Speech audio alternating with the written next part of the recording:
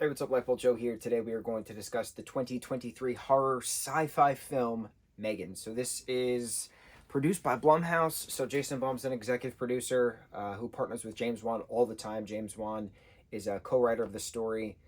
And then the other co-writer is the individual who made the screenplay, whose name I can never remember, Akila something. And then the main actress, Allison something. I'm terrible with names today, is also a producer on the project. So it's very close knit, and I like that. I like that it's a universal produced wide release. Theatrical release came out January 6th of 23. I just watched it on a Prime.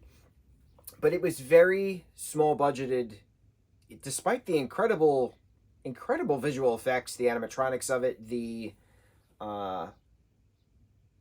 costuming, the gore factor, very well done.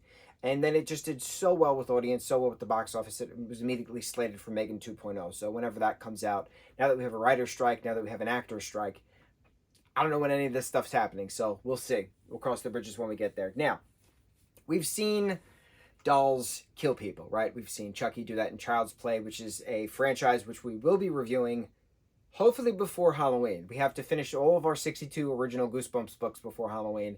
We have to decorate for Halloween. We have to finish making the props for Halloween. And we have to watch all of Child's Play, which is like 8 movies and 2 seasons of a TV show before Halloween, as well as working 2 jobs. No pressure. No pressure at all. So we can do this. I'll just pat myself on the back there. Now, M3GAN is an automaton, right? She's created as this lifelike toy that can retail for $10,000. She's 4 feet tall. She can interact with, your average 8, 9, 10-year-old. And so she's the friend till the end, which is the Chucky, slogan. But, so she's created from this toy designer who's a coder and engineer who just got guardianship of her Gemma, Aunt Gemma now, because her niece, Katie, spelled the same way they spell Katie in Mean Girls, Cady, Katie. So Katie's parents were killed in a car accident as they were going up a mountain to go skiing. And so she is now under the guardianship of her aunt, who's not a mother. So she's trying to figure out how to be a mom, but also be an aunt and still work. So she creates M3GAN. She's been creating M3GAN with her team for quite some time at this toy company they work for. And so, called Funky, which is clearly a play on Funko, but it was entertaining because it's funky and it's an actual word. Funky is a word. So, not meeting a deadline for this toy and spending hundreds of thousands of dollars on M3GAN to then create M3GAN, and then the demonstration goes so well, and then M3GAN, is going to be mass produced, right? They're going to do an online event, live streaming event of the announcement, an introduction of M3GAN to the public. But then all hell breaks loose that day. Prior to that, leading up to that, M3GAN gets attacked by a dog, the neighbor's dog, and some things get short-circuited, right?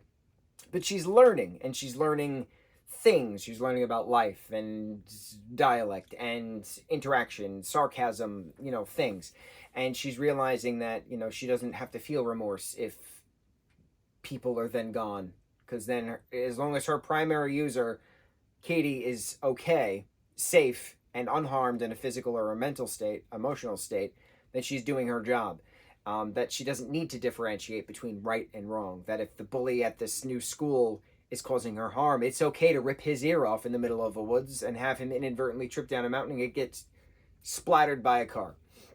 So that's that. Then she winds up killing the neighbor. That's a very gruesome scene. Then she winds up killing the boss of the company, and then the assistant who's leaking the details in general.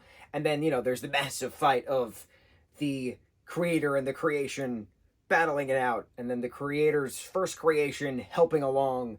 And then it was a neat little thing. But of course, M3GAN still lives within the cloud because she's obviously transferring her data to the initial AI who was running the house.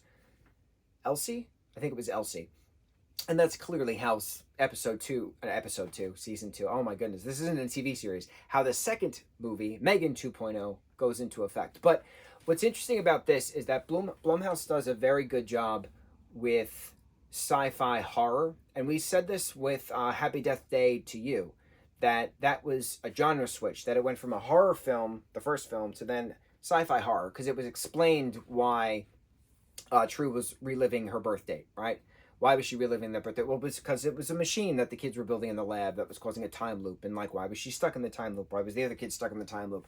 So the sci-fi horror aspect was brought to it, throwing into the babyface killer, that because they changed the timeline, that therefore there could be an alternate babyface killer. So that was an interesting little explanation. In Black Phone, they didn't really do it. That wasn't really sci-fi. That was more horror, kidnapping. The grabber, he was the main villain with his mask, and the Black Phone was in the basement with the ghost kids, talking through it, but like having them actually there presently, but their voice was that if you were listening to it on the phone, it was just mind blowing. But that wasn't really sci-fi. That was more ghost horror. Gorgeous. So then this we throw back into the sci-fi horror. So I have a lot of expectations with Blumhouse.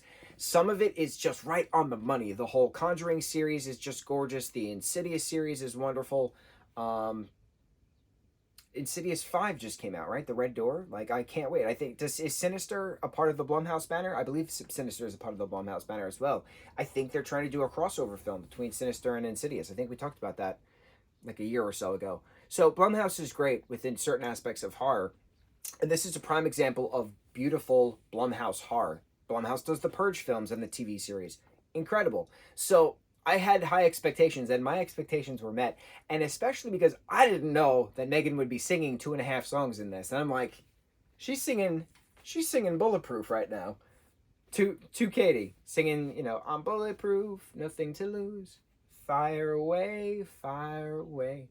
I did not expect that. And of course, because I'm a millennial, I automatically associate that song with Pitch Perfect, of that Bulletproof Titanium song being sung in the shower between names are escaping my head, Anna Kendrick and Brittany Snow. There we go. So wonderful, wonderful film. It was very predictable throughout the entire thing, but that's okay.